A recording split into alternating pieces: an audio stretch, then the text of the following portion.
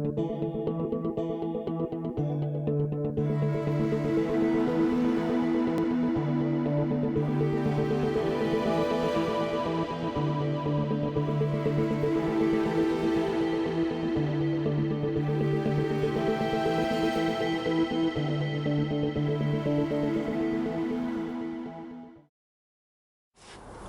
everyone, and welcome to another video from Class 47 Peter, and you're joining me today for another model railway review.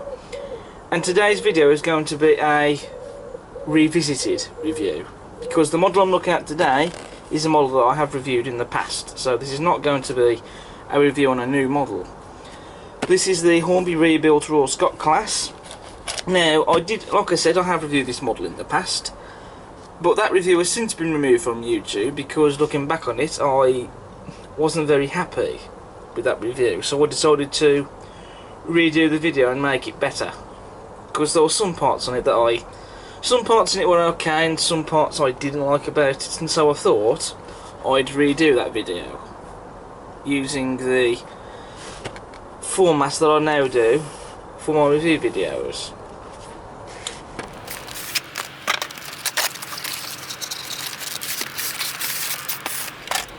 So the packaging that this model comes in is the polystyrene packaging that splits in two. You just simply remove these outer plastic bands on the ends, remove the window, and then just lift the top up. And I do love this packaging.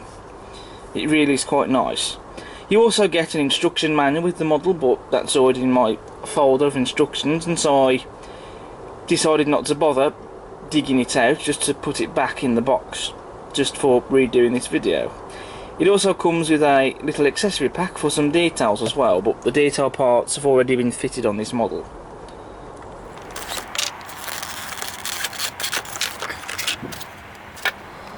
So the model has been unboxed, and I must say a lot of detail has gone into this model. It really is a stunning bit of kit, this model is. And I've had this model I've owned it since 2015, and so I've had it for a good few years now, and it has been a reliable performer. It's never let me down once since I've owned it. And before this model I used to own another Hornby Royal Scot. Before this one I had 6100 Royal Scot in the LMS maroon livery, but that model sadly broke. Me and my dad tried to repair it and we couldn't repair it, and that led to this model being bought to replace that one.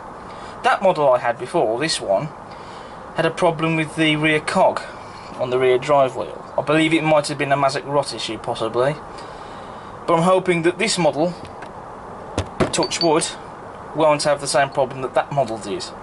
But I've had it for a good few years and it's been a reliable performer, and it's never let me down.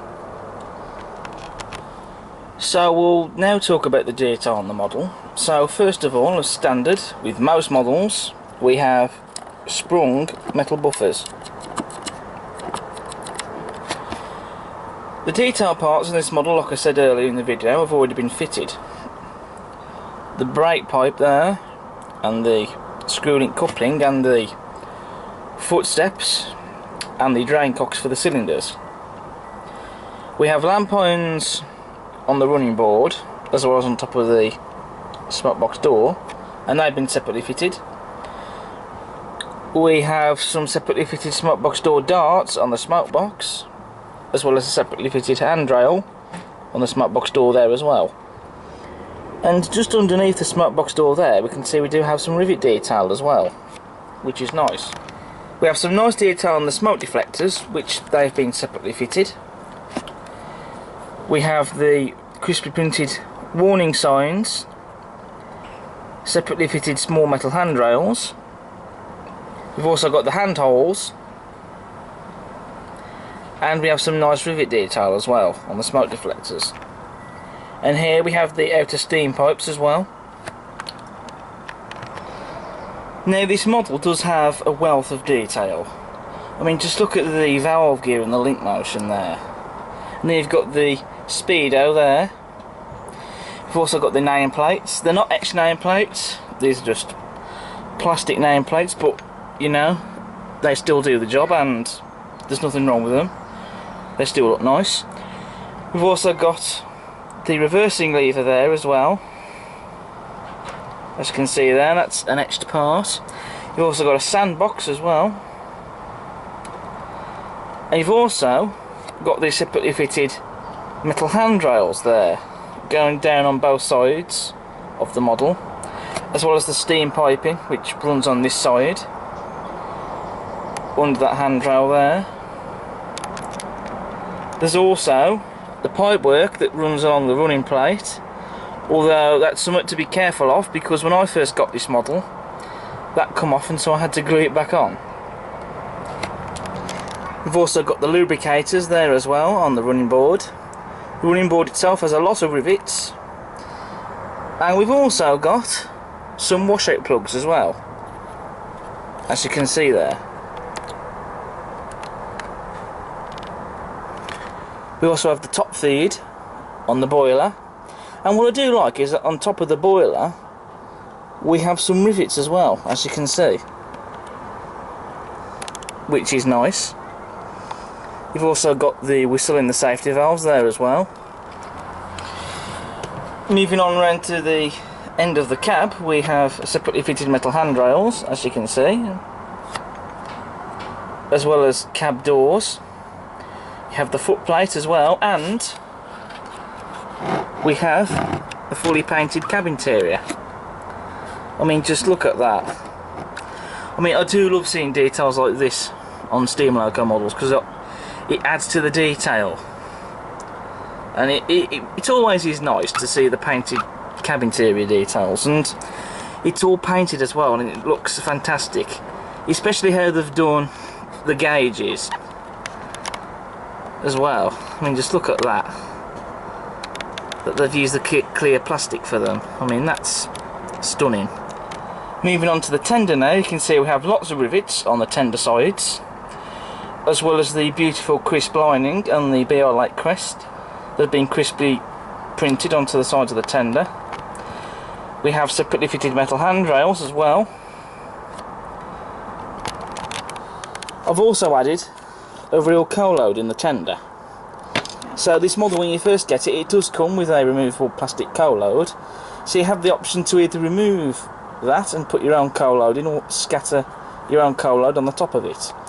I removed the plastic coal load and I put my own load in, and that really does look nice in the tender. We've also got the water filler cap there with a separately fitted little handrail on, as well as some rivet detail there as well. There's also a wealth of rivet detail on the rear of the tender. You also have sprung metal buffers as well, like you get on the Loco. Moving on to the livery application, and I must say the livery is very well applied. There's no errors in the paintwork, it's a very nice even coat of paint, and the correct shade of green as well. And I really do like this livery, I really do like the BR green, especially on the steam locos. It really is quite a nice livery, especially with the lining, which I think really sets the livery off very well. So now we come to the running performance for the Hornby Royal Scot class, and just look at how smoothly she runs. I mean, that really is a very smooth mechanism she has.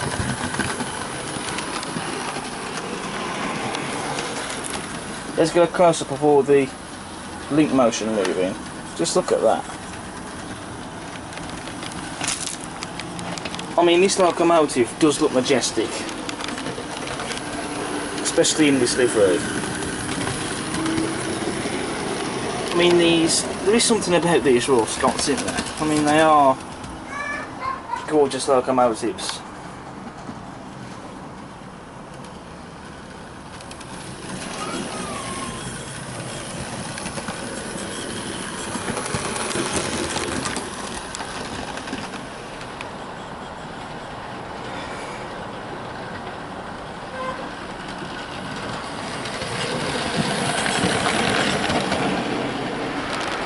So now we come to the loaded test run for the rebuilt Royal Scot, and I have it pulling the LMS rake. The 3 coaches at the front are super detail coaches, while the other ones at the back are railroad coaches.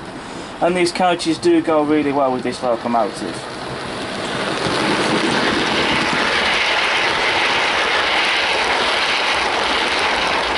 And there's 6 other coaches there, and as you've just seen, she can manage those with ease. No problems at all.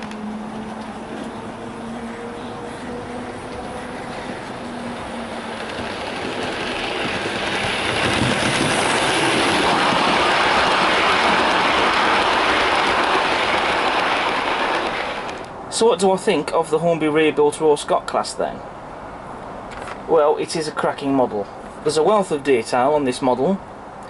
It runs well. It's got a very smooth mechanism. It pulls trains well.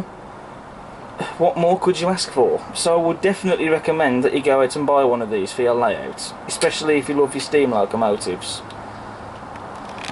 So that brings me on to the end of this review. I hope you've enjoyed watching this revised review on the Hornby rebuilt Raw Scot class. It has been something a little bit different because I usually tend to review new locomotives I get, but the next review I do will be of a new model. But until then, subscribe to the channel and check out all my other videos, and I'll see you again soon for the next video. Take care.